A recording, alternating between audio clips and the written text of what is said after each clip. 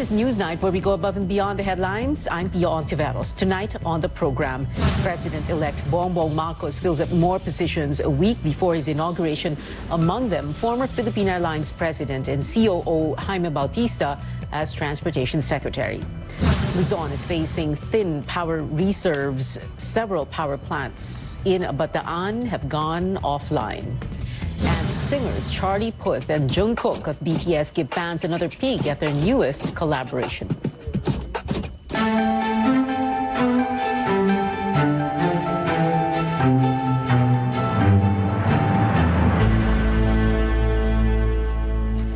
President-elect Bongbong Marcos nominates more officials to his cabinet 1 week before his inauguration. Marcos names former Philippine Airlines President and COO Jaime Bautista as Transportation Secretary. Bautista, a certified public accountant, led the flag carrier for 13 years before retiring in 2019. He will replace outgoing Transportation Chief Arthur Tugade. Among the key issues Bautista will have to address are the surging fuel prices. Senator Grace Poe says she's confident Bautista will lead the way forward. Other nominees to key transport posts include former Light Rail Transit Authority Deputy Administrator Cesar Chavez as Transportation Undersecretary, journalist and lawyer Cheloy Garafil as Chairman of the LTFRB, and businessman Christopher Pastrana as General Manager of the Philippine Ports Authority. Marcos handpicks 2 outgoing officials from the Duterte administration to join his team. Outgoing Labor Secretary Silvestre Bello will lead the Manila Economic and Cultural Office, while former Cabinet Secretary Carlo Nograles was renominated as chairperson of the Civil Service Commission. Nograles thanks Marcos for his, quote, trust and confidence. Other cabinet posts that have yet to be filled include health, energy, foreign affairs, environment, and science and technology. A number of roads in Manila will be closed this weekend as authorities tighten security ahead of the presidential inauguration at the National Museum on June 30th. These roads are Padre Burgos Avenue, as well as streets in Ermita, Intramuros, and Malate. Over 7,000 police officers will be deployed in the vicinity of the inauguration site. Philippine National Police appeals for understanding and advises motorists to take alternate routes. CNN Philippines is your most trusted destination for the live coverage of the inauguration of the 17th President of the Philippines. Catch our special coverage next Thursday, June 30th, beginning at 9 a.m. with senior anchor Pinky Webb and yours truly. People in Luzon are facing thin power reserves days after plants tripped in Bataan, but authorities say there will be no brownouts for now. Elisa Lopez tells us whether we could expect higher electricity charges. The Luzon power grid has been running on thin reserve supply since Saturday after several power plants suddenly went offline. Power transmission in Bataan was disrupted when the retail lines of the local electric cooperative tripped. This caused some damage in power plants in the area, taking 596 megawatts out of commission for several days. The incident forced the Luzon grid to go on red alert on Saturday afternoon, meaning there were no reserves to cushion the expected demand for electricity. Supply in Luzon remained under yellow alert in the afternoon of Monday to Wednesday as the operating margin was lower than the comfortable 647 megawatt reserve level. Despite this, the Energy Department says they did not have to resort to brownouts. Medyo malamig yung temperatura natin, so yung ating projected peak demand for the day ay hindi nangyayari. Mas mababa yung actual demand natin kaysa sa projected demand natin. Nakakatulong yan para hindi tayo magkaroon ng service interruption. So may yellow alert man tayo, wala naman tayong breakdown. As of Thursday afternoon, DOE is still waiting for 2 units of GN power plants in Mariveles to go back online. It took 632 megawatts out of available capacity on top of nearly 1,000 megawatts from other power generation firms currently under maintenance. The National Grid Corporation says the yellow alert for Thursday afternoon did not push through due to lower than expected power consumption. The DOE is completing its probe on who is to blame for causing narrow power supply margins in Luzon, but it says the situation is improving. Power rates are unlikely to be affected. Meron man siyang maging kapalit sa peso, hindi namin inaasahan na malaking malaking impact yun. Mas importante kasi meron tayong continuous supply ng electricity. Power distributor Meralco earlier said that the yellow alert does not automatically mean brownouts. Sa distribution utility network ng Meralco, we can assure you that as long as there is enough capacity and the transmission is flowing to our distribution substations, wala po tayong magiging problema. Melissa Lopez, CNN Philippines.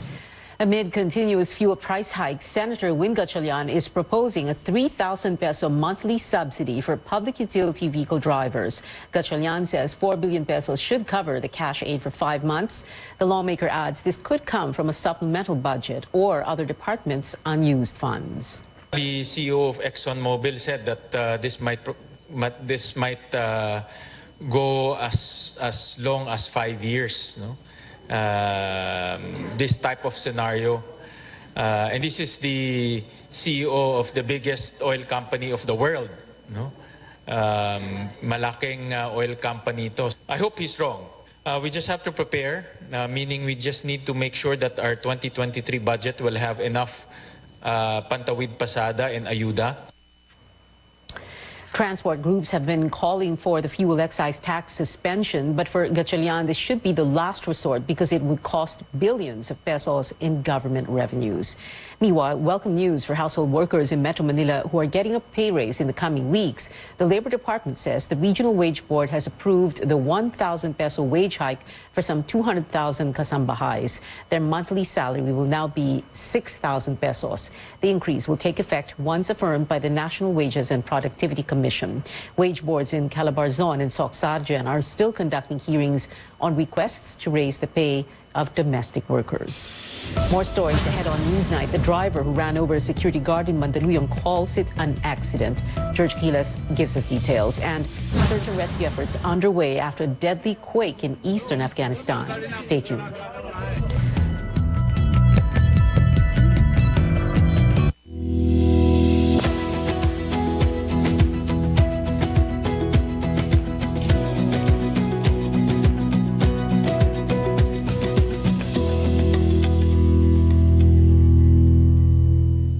Ang damo ay natutuyo, ang bulaklak ay nalalanta.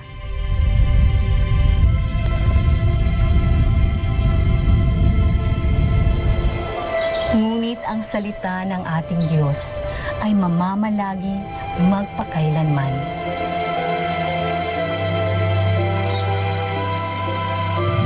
Ang mabuting balita ay hatid sa inyo ng MX3. Mag-MX3 araw-araw para MX Extraordinary. Sa dami ng taong nakalipas, salamat dahil hindi niyo kami iniwan. Dahil sa inyong tulong, mas naging maayos ang akala namin nakalimutan na. Basta't nariyan kayo, alam naming hindi mapapabayaan ang aming paghihirap para sa sarili, sa pamilya, sa kapwa, at sa bansa. Kampante kami, basta't kasama kayo.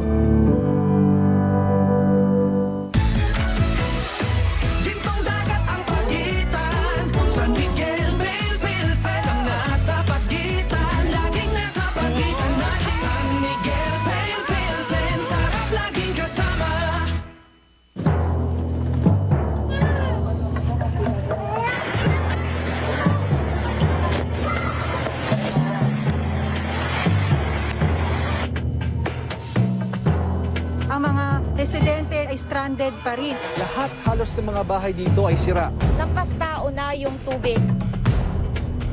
Overnight thinking, binantayan din natin ang sitwasyon. A portion of the RPN bridge here in Navotas was destroyed. Nakikita mo sa likod ko ngayon, malakas na yung agos ng Canano River.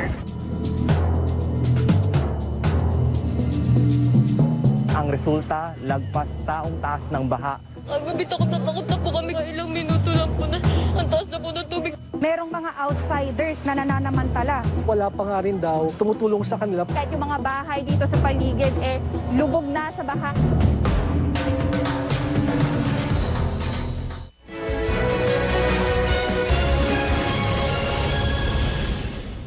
You're watching CNN Philippines. The SUV driver in the Mandaluyong hit-and-run case claims that the viral incident more than 2 weeks ago was an accident. As he showed up at the preliminary investigation today, our George Quiles has this update.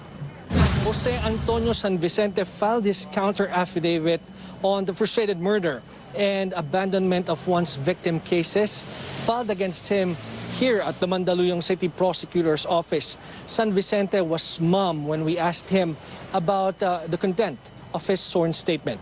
But the source privy to the case told us that in his affidavit, the suspect said that he accidentally bumped a security guard, Christian Floralde.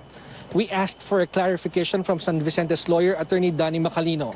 Sinabi it was not the least of his intention. Hindi naman intentional lang nangyari. So, assist na lang. Floralde's lawyer, Attorney Federico Biolena, says otherwise. I think initially it was an accident.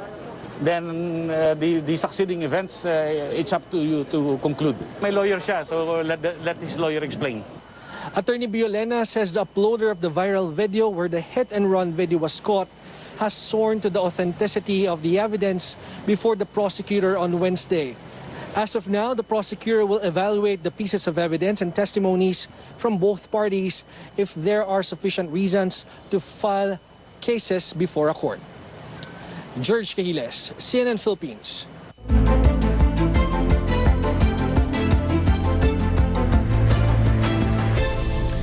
The health department warns cases in Metro Manila may hit up to 2,000 next month, but Secretary Francisco Duque says the agency does not see a massive increase in nationwide numbers. Daily cases went as high as 39,000 during the Omicron wave in January and 26,000 during the Delta surge late last year. Hindi mo naman pwede ikumpara itong situation natin today with that of 2020 na walang bakuna. Hindi masyadong maganda yung masking, yung minimum public health standards compliance. Ngayon, may bakuna na tayo. So makikita mo yung severe critical cases, mababa, no? Deaths natin, mababa, no? Tuloy-tuloy na mababa. So the situation today is far different from what it used to be. The health chief did not discount the possibility of another surge because of mutations and transmissibility of the virus. But despite the uptick in cases, Duque says he's not yet keen on recommending another vaccine booster shot for the general public. We don't listen to anybody else but our experts. We do not like pseudo experts. So the experts, the Health Technology Assessment Council members, the vaccine expert panel, the Technical Advisory Group, wala silang ganun pa. In fact, ang Technical Advisory Group, sinasabi nila, maliit ang value ng booster for the general population outside of the A1, A2, A3, and the immunocompromised. Presidential Advisor for Entrepreneurship, Joey Concepcion, proposed to expand the second booster rollout to workers. Concepcion says he's planning to form a health and economy advisory group for the private sector. He will sit down with experts tomorrow to tackle pandemic recovery. San Juan City began rolling out booster doses today for minors aged 12 to 17 with weak immunities. Mayor Francis Zamora led the launch at the Cardinal Santos Medical Center, where 12 children were inoculated. The health department approved the booster shot for the priority group this week, but Zamora hopes the third dose will soon be approved for 12 to 17-year-olds, with face-to-face classes possibly opening in August. In the United States, Moderna says its updated COVID-19 booster works better against the more transmissible Omicron subvariants. It says the bivalent booster contains both the original dose and another that specifically targets Omicron. Moderna hopes to complete regulatory submissions in the coming weeks to have supplies ready as early as August. New studies, however, show Omicron subvariants BA.4 and BA.5 tend to escape antibodies from vaccines. This was found among people who had previous COVID-19 infection and those fully vaccinated and boosted.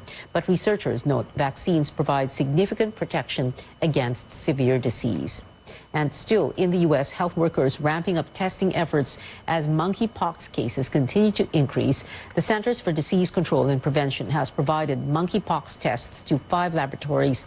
These will be available to health care providers by next month. At least 142 monkeypox infections have been reported across 23 states. Other world headlines: search and rescue operations in full swing in eastern Afghanistan after an earthquake that killed more than 1,000 people. A heavy blow for a country already facing a dire economic and humanitarian crisis. CNN's Scott McLean reports. Search and rescue efforts in Afghanistan are badly under-resourced. It is difficult to overstate the remoteness of the hardest hit area, which is about 100 miles or so south of Kabul. It is built on a traditional fault line, it's mountainous, and it lacks very basic infrastructure. And so the reality is that a lot of the digging for any survivors is being done without heavy equipment. It is being done by local people by hand, and they are pulling out a lot of bodies that are now piling up on the streets. Remarkably, though, we are also hearing stories about people who have been pulled out alive. In this area, a lot of homes are built on the side of mountains precariously. There are also a lot of other homes that are built in the valleys below, which makes them extremely prone to landslides. And lately, this part of Afghanistan has gotten some very heavy rains. And because of the mud and because of the rain, UNICEF says that many areas are completely cut off, completely inaccessible. The government says that some villages have been entirely leveled. Foreign aid groups are on the ground already because even before this earthquake, Afghanistan, of course, as we know, was in very dire straits. Not only has it had recent natural disasters, floods, and drought, well, it has also had the economic crisis that has brought famine to many people. One UN estimate from March found that 95% of households didn't have enough food to eat. The Taliban is pledging to directly pay people who were injured and the families of those killed, but that is a pretty bold pledge from a government that is cash-strapped and unable to feed its own people. Here at home, a train line between Laguna and Quezon provinces could begin operations this weekend. This as the Philippine National Railways, or PNR, wraps up the construction of the line. The PNR San Pablo-Lucena project was delayed for over 2 years because of the pandemic. One-way trips between Laguna and Quezon cost 60 pesos. Once the train line is operational, travel time will be cut by half from the previous 2.5 hours. We decided to reopen this service because between San Pablo and Lucena, the traffic has been really bad. That corridor really needs help na dun sa mass transit nila. PNR earlier said the rail line will be open before President Duterte's term ends on June 30th. Entertainment news up ahead. Thai BL actors Tay Tai Wan and new TT Poom announced their return to Manila. And Twitter is testing a new feature that allows users to tweet longer. You're watching CNN Philippines.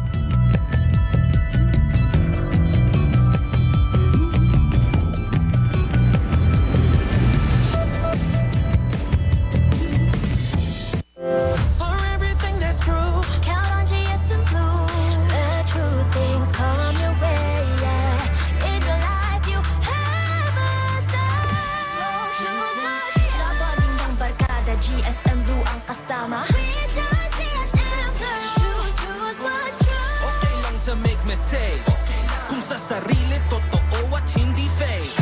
Dahil ito ang KSM Blue. Fried chicken? Timplang happy.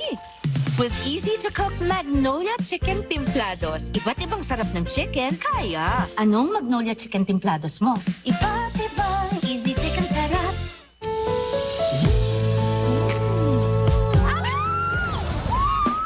Making life sweet is easy dahil 35 pesos SRP lang ang San Miguel flavored beer. Make life sweet with San Miguel flavored beer. Beyond bringing power to all, we're taking steps to produce and deliver Earth-friendly energy today and for our children's tomorrow. Powering the good life. Meralco. Recently, a famous international music artist revealed that he was battling a rare disorder called Ramsay-Hunt syndrome. When we speak of Ramsay-Hunt syndrome, it is a manifestation of the reactivation of your varicella zoster virus. So it can be really, really painful, causing patients to be debilitated and unable to perform their activities of daily living. On MedTalk Health Talk, we will discuss what causes Ramsay-Hunt syndrome and the treatments for this condition.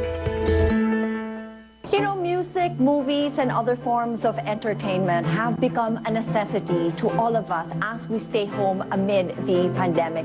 You know, even if cinemas are closed or concerts have been canceled, we somehow manage to catch our favorite film or, you know, even listen to our favorite artists, which is why every morning on New Day, we will keep you up to speed and put the spotlight on, you know, the top celebrities and, of course, their upcoming projects. So you can catch New Day, news and more every morning at 6 a.m. only here on CNN Philippines.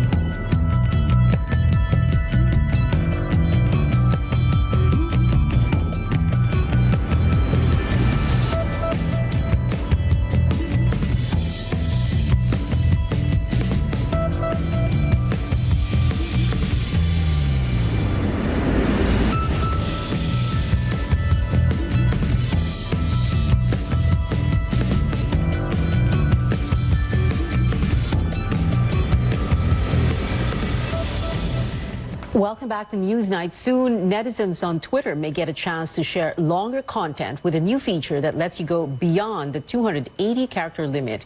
Notes is currently being tested among a small group of authors around the world. The function is meant to help writers who want to launch long-form works on the platform. Sports news now. The NU Lady Bulldogs still on a high after ending a dry spell in the UAAP women's volleyball. They bagged their first crown after 65 seasons. Even more impressive, they took their spot on the throne without losing a single match. Speaking to CNN Philippines Sports Desk, the senior players revealed that the rookies have long set their minds to winning the title. Kasi nung season 81 po namin, palagi po kaming talo. Yun nga po sabi ni Bel, sabi namin ni Jen sa mga bata na hintayin namin sila sa college. Tsaka sabay namin kukunin yung championship. At sinabi mo sa kanila yon? Sinabi mo dun sa mga bata? Opo, Alam nila yon di ba? Opo. Una po dahil sa skills na meron sila. And very talented kasi itong mga batang to. Dati po, yung season 81 nga, lagi kaming natatalo.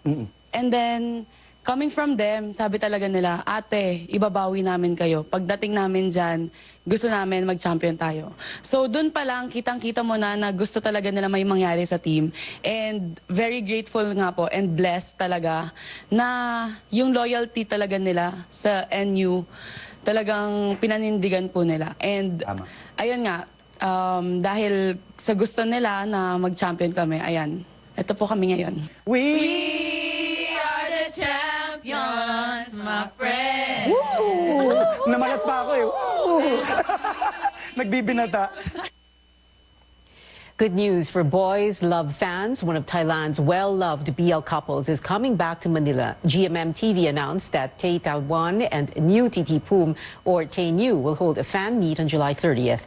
Details on the venue and ticket prices are yet to be announced. Tay and New are two of Thailand's actors that took boys' love to global fame. Their last BL series was Dark Blue Kiss. Filipino fans of this American singer must also be happier than ever. Billie Eilish is performing at the Mall of Asia Arena in Pasay on August 13th. Ticket prices range from 3,081 to 14,936 pesos. Pre-sale of passes are slated for tomorrow and Saturday, while public on-sale happens next Monday, June 27th.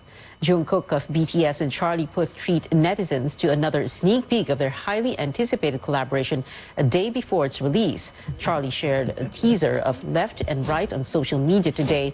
The two also dropped a new TikTok together to promote the song. The collaboration was first announced last week.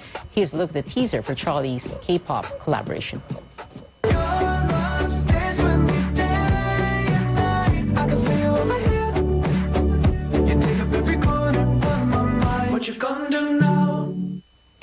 Left and Right begins streaming at 12 p.m. tomorrow. The music video arrives on the same day. And that is it for now. Join me again on news.ph at 7 p.m.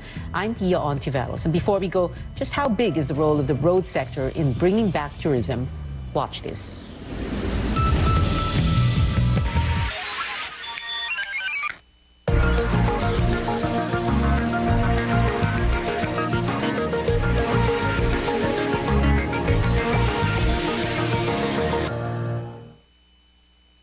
With more roads and shortened travel hours, places that used to feel like a world away are more accessible than ever. Better connection to cities and provinces have expanded our reach and have allowed for more economic opportunities outside major city centers. But there is still a long way to go in terms of urban planning. How do we continue moving forward? And what could our country be with cohesive and long-term plans in place? Sustainability, as defined officially, is addressing the needs of the present generation without compromising the needs of future generations. I prefer the definition of the Native American Indian chief, Seattle. We borrowed the earth or the environment from our children. We did not inherit it from our ancestors. And urban planning, urban regional planning, environmental planning can address the balance between sustainability and infrastructure. Urban planning is ordering the use of the land, housing, transportation, infrastructure, services and utilities, parks and open spaces. It's making our cities more efficient, more orderly, and looking at it more comprehensively. Also relating the built environment and the natural environment. It's very comprehensive in terms of time. Like at Palafox, we plan up to the next century. Urban planning includes not just the land use, but the circulation in the city, its connectivity, mobility, accessibility, and many of the infrastructure projects being implemented by San Miguel Corporation's infrastructure group are filling the gap. Creating cities and townships away from Metro Manila is helping Metro Manila, because if we don't do that, the Metro Manila situation will have more urban problems, traffic problems, congestion problems, and we have wrong land uses at the wrong place at the wrong time. Most of our planning is short-term and opportunistic, not long-term and visionary. Urban expansion of Metro Manila, we cannot stop it anymore. But I wrote also in 1973, when I was a student, development is not worthy of a name unless spread evenly like butter. We should balance the development. We really have to address poverty and job creation. And the poorer parts of our country, they don't have jobs because they don't have the infrastructure as well. So many things we have to address to benefit the greatest majority of our people. We really have connectivity, mobility, accessibility. San Miguel is now the pace setter in helping urban development and infrastructure. The comprehensive planning we have agropolis, agro, the farm and the city, ecolopolis, ecology, environment in the city, aquapolis, the water in the city, then aerotropolis, the airport in the city. I think San Miguel is doing patriotic and philanthropic infrastructure. So we are aligned in our love of our country.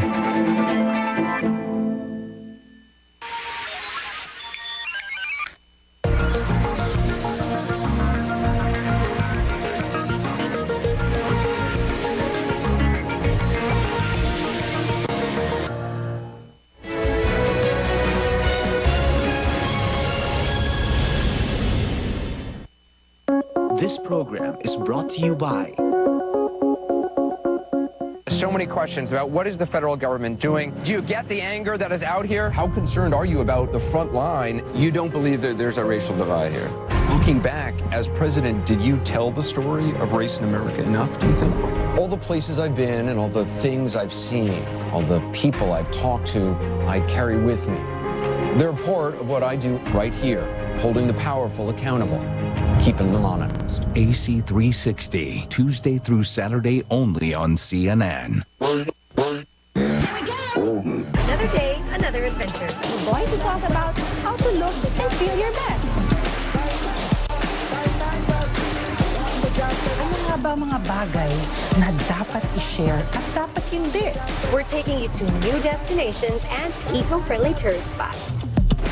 Let's get moving. Hashtag proud moment. Ganda nun. Always rise up, and for sure, you will always get there. What we put in our bodies is actually what keeps us going.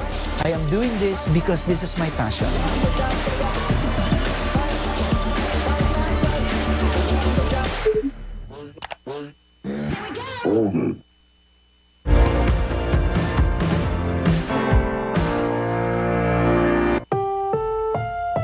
This RPN Radio Philippines Network. DXTV Dipolo Radio Ronda. Tanong ng bayan, maaari bang magbabakuna ang mga breastfeeding moms o mga nagpapasuso? Ang sagot, oo, maaari silang bakunahan. Ayon sa World Health Organization, kung ang isang nagpapasuso ay kabilang sa grupong inirekomendang magbabakuna base sa COVID-19 vaccination eligibility criteria. Halimbawa, kung siya ay health worker, dapat siyang mabakunahan. Inirekomenda ring ituloy ang pagpapasuso bago o pagkatapos magpabakuna. Para sa dagdag impormasyon, bisitahin ang DOH website sa doh.gov.ph at Facebook page. COVID-19, kayang-kaya nating tapusin. Isang paalala mula sa DOH, UNICEF at ng himpilang ito. The Bongbong Marcos administration is starting to take shape with the presumptive president announcing his picks for the education and interior departments. Family members, administration allies, and celebrities dominating the new Senate, while Marcos's first cousin is expected to become the House Speaker in the 19th Congress. Meanwhile, in some local areas such as San Pedro, Laguna, the voters have decided to topple political dynasties.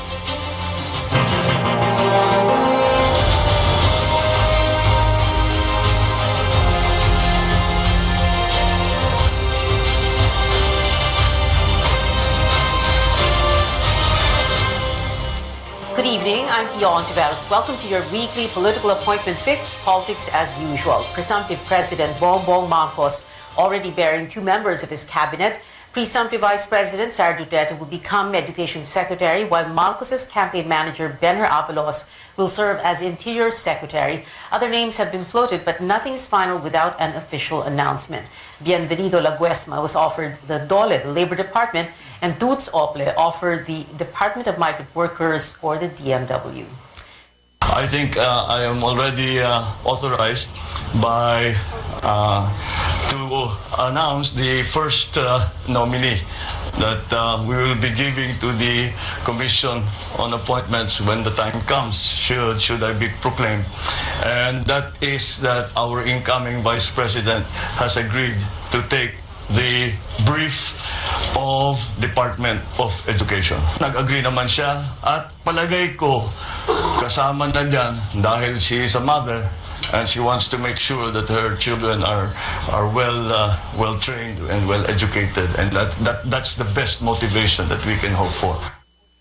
I would also like to announce that Chairman Benher Abalos has been nominated to lead the Department of the Interior, and he has accepted the challenge.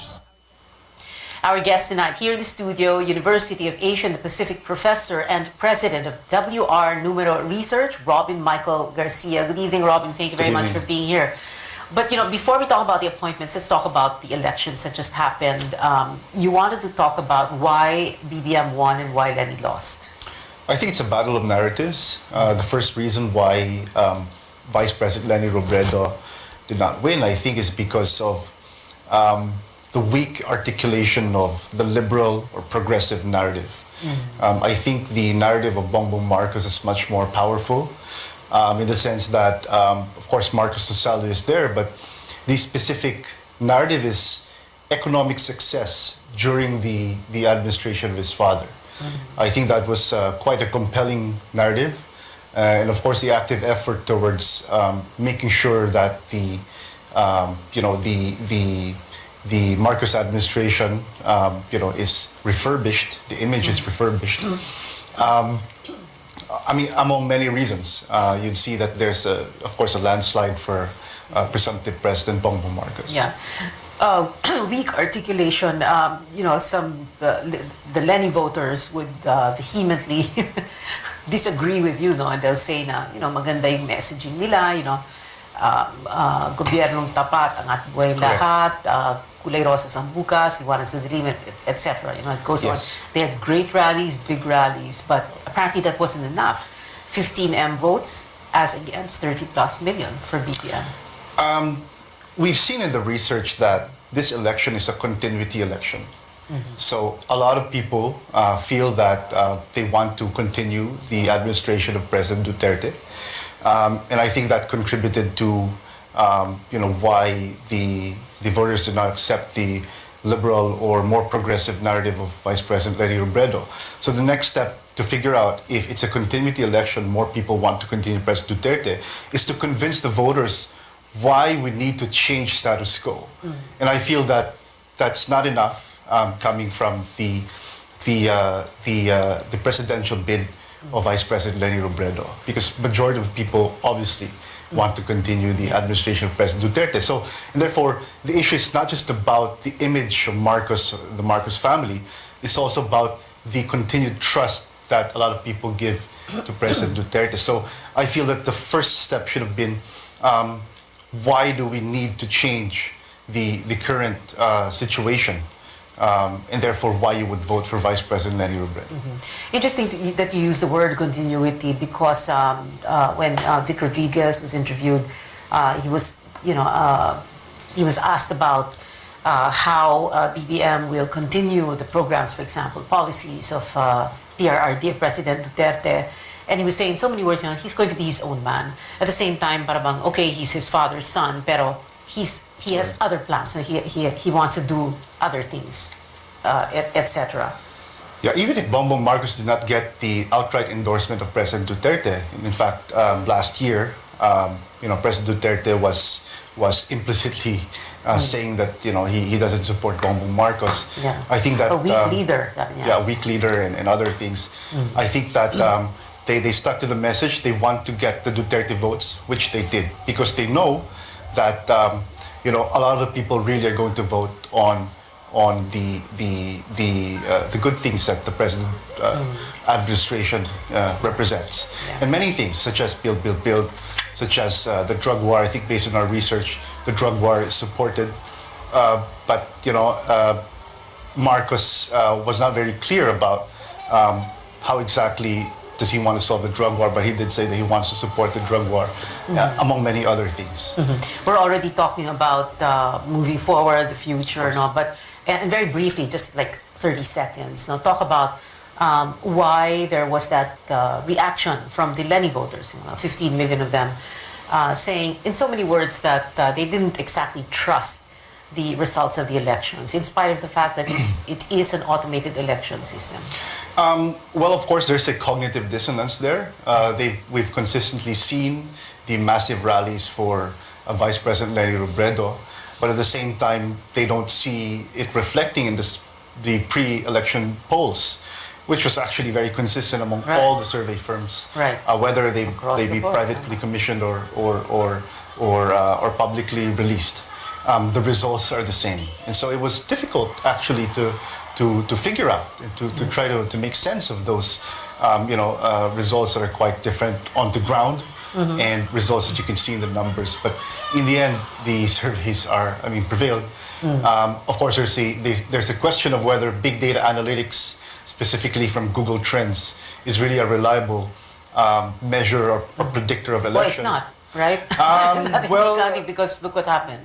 Well, probably not yet. I think there are methodological issues that can be improved, but it is used in advanced democracy, so I think maybe Filipino scholars and firms might be able to benefit from studying more about how exactly we can use that data to predict election outcomes. All right, moving forward. So we have those appointments by BBM, Ben-Hur Abalos for DILG and Sara Duterte herself for DepEd. What do you think of that? At the same time, what do you want to see in the cabinet? For example, DFA, DOF, very important, finance, DTI, trade, DND, defense, DNR, DOTR, health, DOH.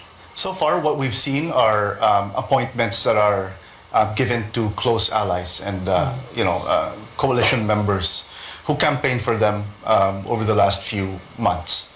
But what I hope is to get the best and the brightest, meaning we're looking at experts and industry experts, scholars who study and have experience, in the industry that they're supposed to be appointed for.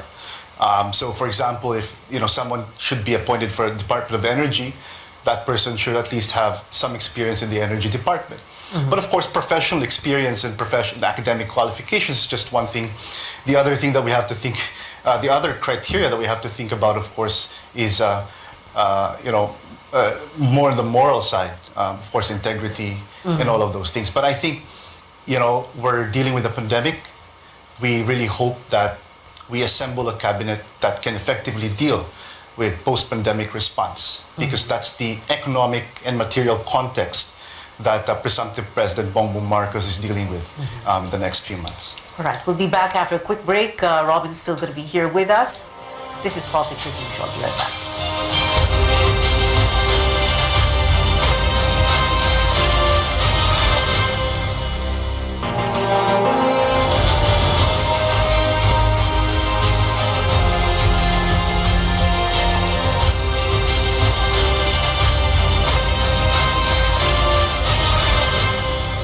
Welcome back. This is Politics as Usual. Presumptive President Bongbong Marcos' first cousin, expected to become the House Speaker of the 19th Congress. Martin Romualdez, 1st District of Leyte Representative, has earned the support of major political parties, including the National Unity Party, PDP Laban, and the Nationalista Party.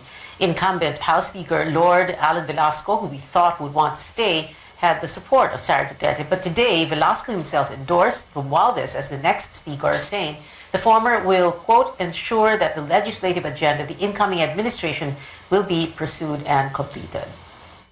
We are actually going to continue with all of the amelioration programs that have been started in aid of the pandemic response. We will continue with all the economic measures to help reinvigorate our economy.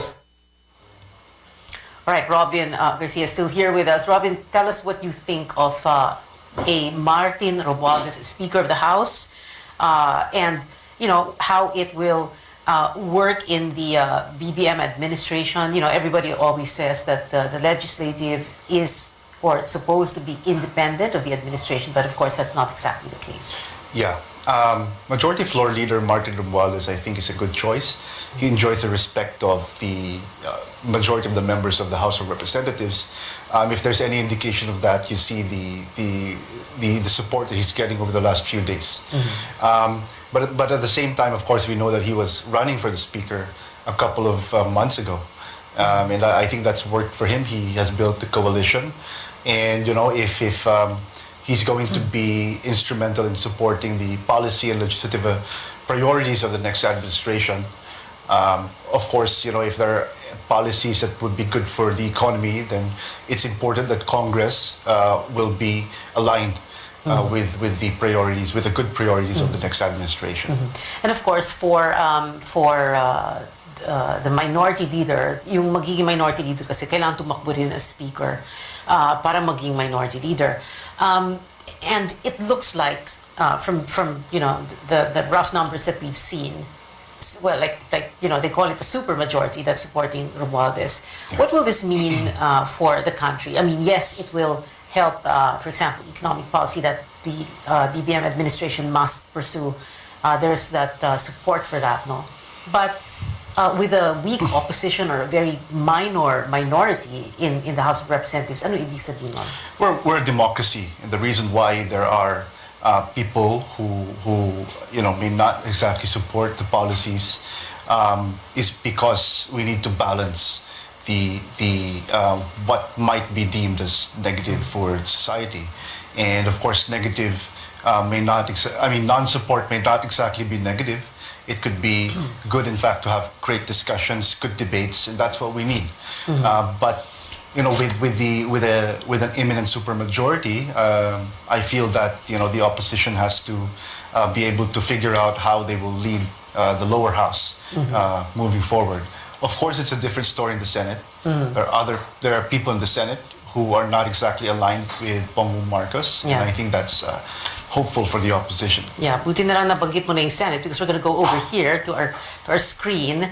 We're going to show the what the Senate is going to look like. And Robin, I want you to help me do this. So just to explain first to the viewers, what we have here in the first row are the 12 incumbents whose terms end on June 30, 2025. And then the lower 12 are the incoming, yung mga or returning senators whose terms will end on June 30, 2028. Itong 12 nasa baba ay yung mga nanalo at ipoproklama bukas ng Commission on Elections. So we're going to start, Robin, with yung mga incumbent, and what we'll do is we're going to put them in the proper column. Right. So it's either their administration or opposition, or if they're not yet decided or malabo pa, we will put them here in the middle. So you just tell me where. No? So let's begin with Senator Sani Angara.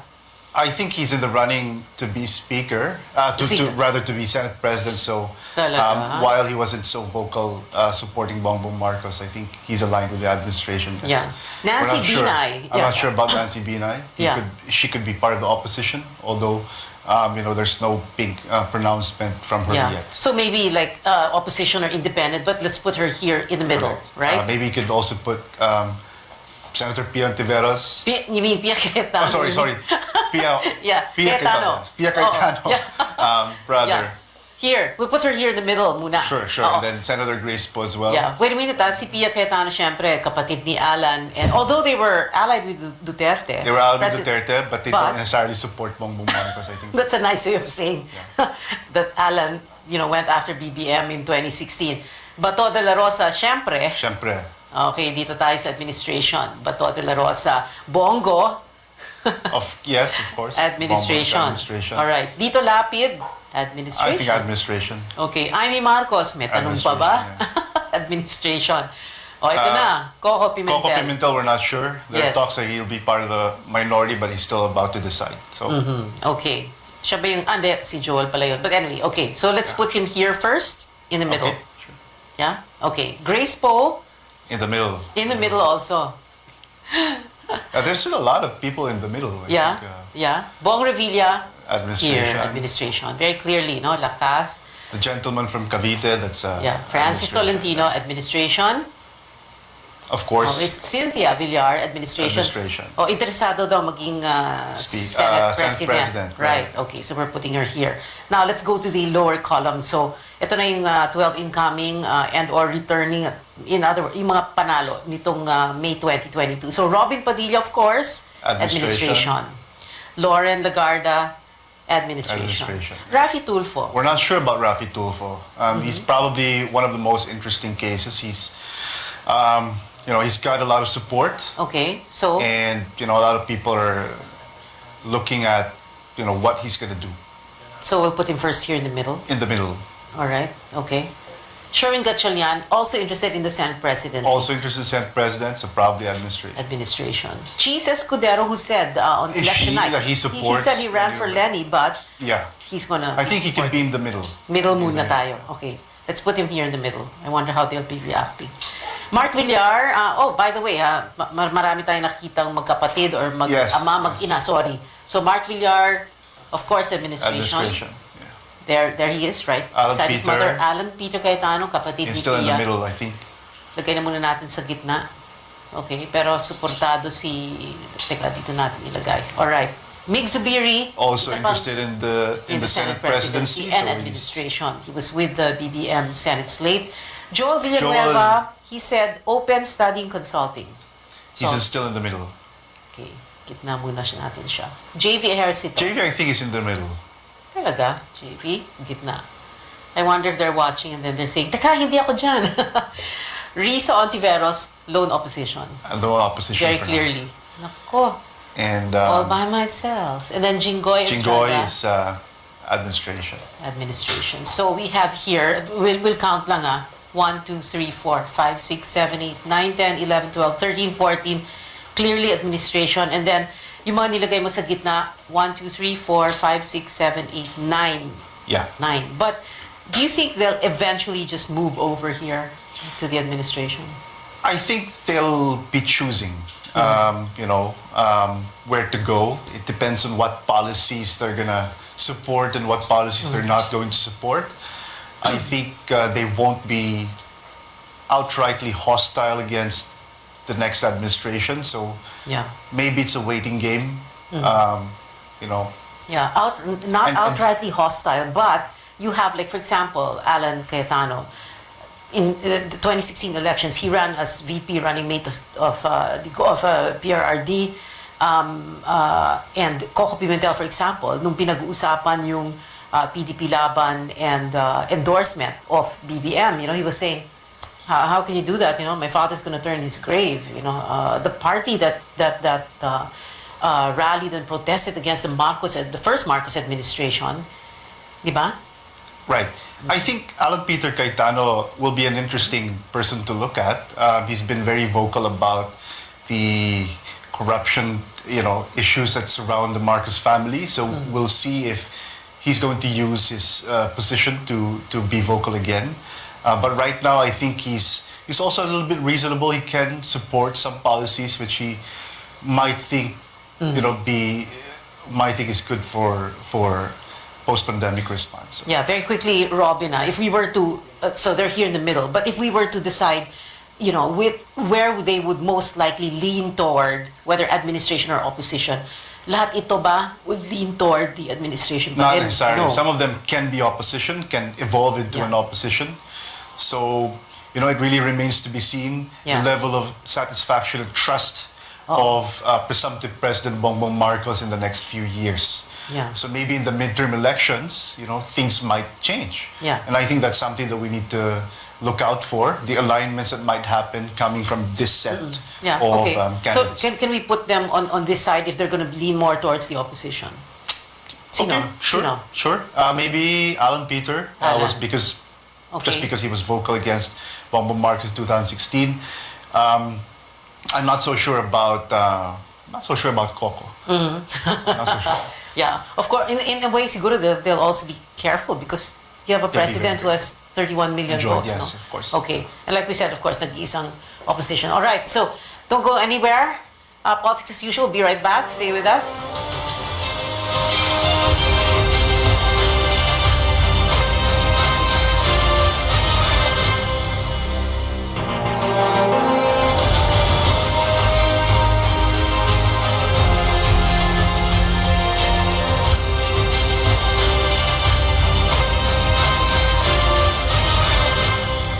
We're on our final stretch. San Pedro, Laguna will be under new leadership following the defeat of Aaron Katakis, the son of the city's incumbent mayor, Lourdes Katakis. Joining us via Zoom is San Pedro, Laguna's incumbent vice mayor and now mayor-elect Art Joseph Francis Mercado. Art, hi. Thank you very much. Okay, so what happened in San Pedro, Laguna? How did you beat the Katakis political family? Through hard work, Ma'am Pia, we were able to get our platform across the different sectors, different communities of our city. We were able to tell them our plans and what we're willing to do to bring change to our city. Mm-hmm. You're not a first timer in politics. Like we said, you are incumbent vice mayor. Before this, the previous term, you were a councillor also, right? Yes. Actually, 2016, I was a city councillor, and then 2019, I became vice mayor, and then 2022, I ran for mayor, and thank God that I won. Mm-hmm. Okay. The national elections, of course, were very, everybody was focused on it. Ang tinitingnan talaga ng tao is this fight between BBM and Lenny. How did BBM do there in Laguna again, and how did that factor? Oh, your daughter. Is that your daughter behind you? My daughter's. The Unity team won actually in San Pedro by huge number of votes. They won by landslide also. So very, very thankful also to Vice President-elect Mayor Inday Sara Duterte for helping my campaign. She actually went to our city. She went house to house with our group. Mm-hmm. So we're very, very thankful for her support. And actually, I'm in Davao right now because I took my oath before her this morning. So thank you, Mayor, Vice President Inday. Mm-hmm. Okay. Oh, you're very close pala kay Inday. Sara, ha? Okay.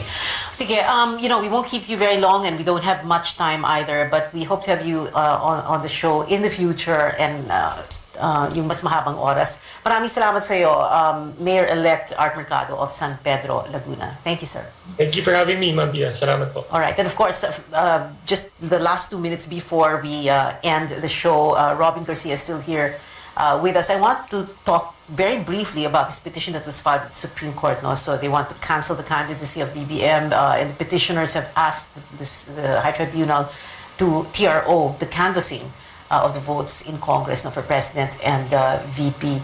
Is this going to get anywhere, or have people already accepted the results? So obviously the Comelec and Bank did not approve. I mean, it struck down this whole case. So the recourse is to go to the Supreme Court. We're not sure whether or not the Supreme Court can really be the deciding factor here, but it really depends as well on political forces that might be involved in this whole case. But if there's any indication, I think if President Duterte and the coalition of President Duterte just wanted to disqualify Bongbong Marcos, and it should have already happened at the Comelec level. Okay, and might it be a little bit difficult to do that now at the Supreme Court level, given that the guy has 30+ million votes? But I mean, it's like invalidating all those votes. Telling those who voted for him na walang kwenta yung boto nyo. It's still possible, but of course it's going to be a PR issue for the Supreme Court. I think the satisfaction and trust rating of the Supreme Court might go down after that. But I think if the Supreme Court believes that the decision to disqualify is the right decision, then it should follow what it thinks is right. But in the end, the Court of Public Opinion is different from the Supreme Court. It's supposed to decide independently and objectively about the case. All right, final words, Robin Garcia. Well, we hope presumptive President Bongbong Marcos will be able to come up with a powerful cabinet, because we're dealing with a lot of problems that affect lives of millions of people who supported him, and people who did support him as well. Thank you so much, Robin Garcia, UANP professor and president of WR Numero Research. Salamat, Robin. Thank you very much. Hope to see you again here at the show. We've been told before, don't talk politics at the dinner table or at a family reunion or in Viber groups, and risk digital warfare. But we can talk about it here at this table on this show, your weekly political appointment fix, politics as usual. I'm Pia Ontiveros. See you back.